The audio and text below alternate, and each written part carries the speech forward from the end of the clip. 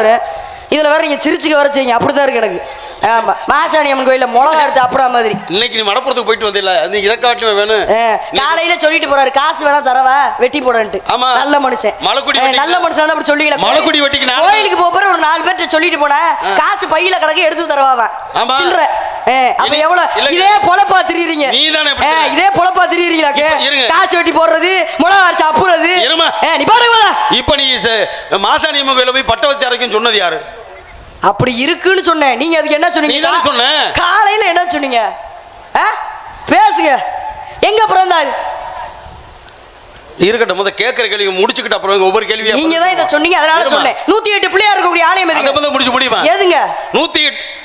என்ன மீனாட்சி மணி சுத்தி சுத்தி வரணும் உனக்கு? நான் கேட்கிறேன். மதுரையுடைய மீனாட்சி மணி ஆலயத்துல 108 பிள்ளையார் கோயில் இருக்கு. பிள்ளையாருடைய சிலைகள் 108 அங்கேதான் இருக்கு, வேற எங்கேயும் கிடையாது. ஒரே இடத்துல வேற எந்த ஆலயத்திலுமே அப்படி ஒத்தமா வைக்க மாட்டேன்.